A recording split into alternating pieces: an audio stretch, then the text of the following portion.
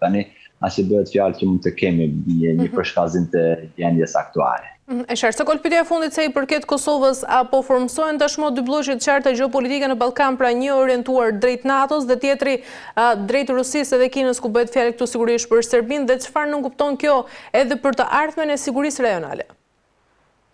Po në fakt do të kuptuar, kjo është më logjikme që ta kuptojmë me bot kuptimin e Beogradit, nëse referohem të viteve të fundit gjatë gjithë ato gjenocide që ka bërë Beogradin në Kroaci, në Bosnjë, në Kosovë dhe në ish Jugosllavinë asaj kohe, normalisht që ata e kanë ëndrat të tjera që të duket vetja që janë dikush dhe janë më të fortit e Ballkanit, por edhe të Europës, pra janë pjesë e Europës, automatikisht janë një copë tokë në Europë, por strategjia e tyre, siç thatë edhe jo pak më parë, që është me Rusinë apo me Kinën apo me të tjerët, por nëse shohim edhe vetë politikat e Europës, por edhe politikat e NATO-s, edhe pse reagimet e vogla të atij, si më të thënë edhe njëjtat mendime apo të njëjtat reaksione tregon edhe Urbani i Hungarisë, por Europa tashmë dihet se ku ka cakun e saj, edhe pse manevrat e tilla nga Beogradi, për të thuash nuk do të kenë rezultat, dhe nëse referohemi forcën që t'i japi sidomos Moska apo sidomos Pekini, duhet kuptuar që kjo Moskë, kjo Pekin ishin të gjitha në Iran, në Teheran, dhe dim se çfarë u bë në Teheran. Për këtë arsye janë manevrat e lojrave të serbëve, ata, por jo se do të ketë një problem sigurie në Ballkanin apo një hegemoni e madhe e serbë në Ballkan, sepse pasërimi i Jugosllavisë ka shkuar, por normalisht që për konsolidimin e europianizimit të serbëve dhe të shtetit serb dhe të politikave bërëzit e Serbisë, normalisht që Europës dhe ne komshive të tyre, pra ne shqiptarë na duhet kohë për të europeanizuar, por gjithsesi nuk kanë hikur, ajo koha e luftës së tokë që ata ndihmohen nga ato, sepse dihet se sa forcë ka Rusia për ta ndihmuar Serbinë në mes të Europës, ku është e rrethuar me të gjitha anët, është e rrethuar nga shtetet anëtare të NATO-s, pra qoftë nga Maqedonia, nga Bullgaria, qoftë nga Romania, nga Sipër, nga Poshtë, nga larg të gjitha anët, dhe kështu që përdoret më shumë për konsume të ndryshme, por që mund të jetë problem i sigurisë e Ballkanit Serbia më tashmë,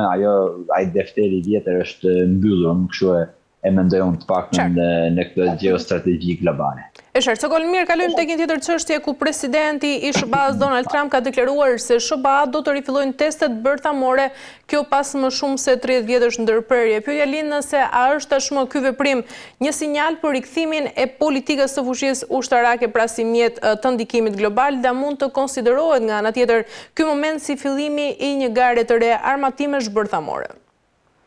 Apo kjo është e keqja e njerëzimit, në fakt, përse kanë kaluar 30 sa vite që 92-shin, mos gaboj, kanë lënë, kanë bërë pauzë, tentativave për të zhvillimin e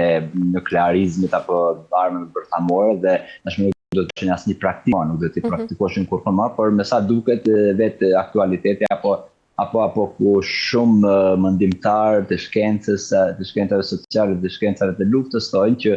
në fakt tashmë nuk i kemi më ato shtetet, ato institucione tradicionale, por kemi lider. Për shembull, në Rusi kemi Putinin, në Kinë kemi Jinpingun, në Amerikë kemi Trumpin, në Turqi Erdoganin, në Shqipëri Ramën, e të tjerë, pra që nuk kemi institucione, por kemi persona, dhe këto personat normalisht që e shohim vetin që janë mbi çdo ligj, mbi çdo institucion, mbi çdo gjë. Për shembull, po ashtu kemi edhe Izraelin, Benjamin Netanyahu dhe qeverinë e tij, dhe kjo na çon tek ajo që me të vërtetë tashmë a do të kemi një rrezikshmëri të armëve nukleare, të armëve bothamore, a do të fillojmë përsëri lufta për të pasuruar me këtë lloj armësh, apo me të vërtetë që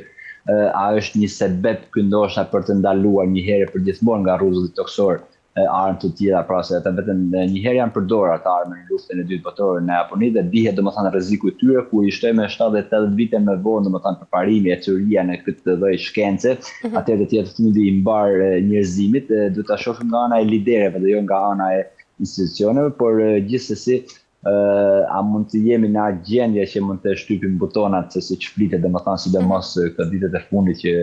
Trump e hec me çantën e butonave nukleare, po ashtu edhe Putini, a do të jemi në atë gjendje çfarë bën vaki, në këtë botë, dhe sidomos të 3 vitet e fundit çfarë bën vaki, por gjithsesi unë nuk e shoh që mund të kemi një rrezik të armë, por ndoshta mund të kemi pasurim të tyre, domethënë nga shumë shtete, pra jo vetëm ato që kanë, por edhe të tjera. Në fakt, Sokol, traktati për ndalimin e testeve bërthamore është një nga shtyllat e sigurisë ndërkombëtare, ashtu si e dim, por megjithëse Shtetet e Bashkuara të Amerikës nuk e kanë ratifikuar zyrtarisht. Pyetja lind nëse SBA-ja do të rifillojë testimet, a rrezikon të minojë themelet e marrëveshjeve globale për mos përhapjen e këtyre armëve bërthamore dhe të nxjisë edhe vende të tjera, pra të ndjekin të njëjtën shembull si SBA. Po, kjo aty na drejton neve, por duhet të thënë edhe kjo që tashmë marrëveshjet ndërkombëtare apo institucionet ndërkombëtare, sidomos të 2-3 vitet e fundit, piles më shumë se 3-4 vite po bëhen në luftën e Ukrainës, tregojnë që nuk janë efikase, nuk e kanë funksionimin e tyre siç e kanë pasur paktën para 10-15 viteve. Pra, janë ato marrëveshje, dikush e ka firmos dhe dikush nuk e ka firmos, por gjithsesi mosqenia e një superfuqie, pra domethënë mosqenia efektive e qëndrim, domethënë për të krijuar një paqe të qëndrueshme në mbar globin nga Kombet e Bashkuara, kjo normalisht lën disa qoshe anash, pra siç është Amerika, Rusia, siç është edhe Kina, apo edhe Anglia, Franca, që mund të testojnë gjërat e tilla dhe kjo automatikisht i prish gjithë ato marrëveshje që janë bërë ndërkombëtare, por kjo duhet parë, domethënë se sa herë bota shkon nga ana ekonomike, shkon pa keq, rritjen tensionet e luftës, kur kemi pasur shumë mirë në fund të viteve 50, 60, 80, por edhe atë kur dukurzuar komunizmi. Kështu që marrëveshjet që janë bërë në shumë shtetet kryesore, mes shtetet kryesore, sidomos për nuklearizmin, kjo lë shumë për të dëshiruar dhe tashmë të dhënat e fundit që vijnë nga Amerika thuhet që tash testimi i tyre ka filluar. Pra, Trump ja tha javën e kaluar, por këtë javë ka filluar testimi i tyre në baza, domethënë në miligrame shumë të vogla dhe jo ashtu, por edhe totimin të njëjtën anë ka filluar diçka, domethënë provim të jo, por kemi bërë prove bomben që do ta hullin nuklearen dhe jo vetëm nuklearen, por gjithsesi diçka ka filluar dhe kjo nuk është të duket shumë e hajër, por të edhe janë presione për nga një tjetër. Pra superfuqitë e mëdha, Amerika, Kina, ato i bën edhe mundohen të bëjnë edhe presion duke përdorur, domethënë këtë të thëna dhe këto pronësime zyrtare, qoftë ndoshta edhe vetë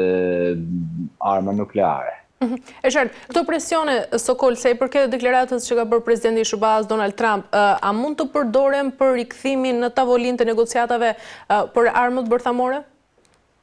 A mund të përdoret, të paktën shumë strategjitë thonë që kjo aty do të shkojë, pra do të përdoret për këtë punë, por si do të reagojnë do të kuptuar edhe vetë Trumpin se nuk i dihet se çfarë sot e thotë ndryshe, nesër e thotë ndryshe, pas nesër e thotë ndryshe. E qartë. Ka ana tjetër, Sokol, kritikët thonë se rifillimi i këtyre testimeve bërthamore mund të ndezë edhe një cikël të ri tensionesh global dhe mund të rikthejë edhe frikën e viteve të luftës së ftohtë. A është kjo një lëvizje, Sokol, e menduar për të rikthyer frikën e instrumentit politik?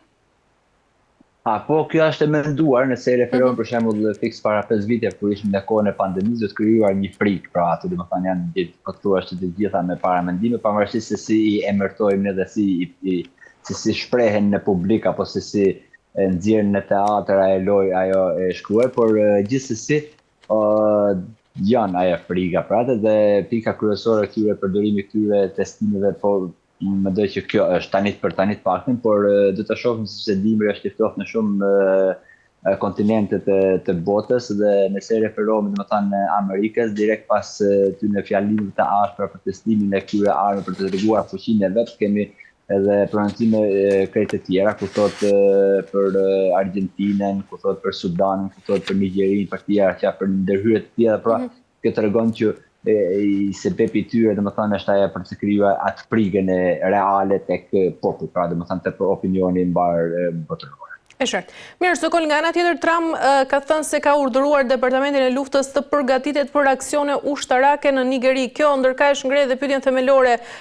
për kufit e kompetencave prezenciale dhe për procedurat ligjore. Nga këndvështrimi i së drejtës ndërkombëtare, Sokol, dhe të ligjit amerikan, çfarë autoriteti ka presidenti për të urdhëruar sulme jashtë vendit pa miratimin e Kongresit? Apo për të shpallur një luftë nuk e ka, domethënë, e drejta amerikane, pra ligji amerikan nuk e ka ashtu, po dhe ligji ndërkombëtar nuk e ka ashtu, domethënë do të marrë vendime. Edhe Amerika do të marrë vendimin e vetë Senatit amerikan, po ashtu edhe Kombet e Bashkuara, por në fakt disa pika kryesore të ligjit amerikan dhe të kushtetutës amerikane janë që ja japin atë drejtën. Pra për të ndaluar një pyetje, një genocid, që thotë Trumpi, gjë po shpëtojmë kristianet atë në Nigeri. Ky është preteksti i tyre, apo po ndalojnë ato nëndecet që janë të mbushura me drogë të atyre që po futen në Amerikë, pra e ka një të drejtë, pastaj konsolidimi i saj do të më kaluar për Senatin Amerikan. Po ashtu edhe të Kombet e Bashkuara, por nëse je më i fortë i të fortave në këtë botë, do të thënë Amerika ka dhënë disa shembuj që këtë është një gjë të bën, për shembull e fundit e kemi edhe sulmi me dysha që bëri në Iran, pra që i bombardoi centralet nukleare të Iranit dhe edhe ai nuk mund ta bënte, domethënë normalisht, pa okejin e Senatës, por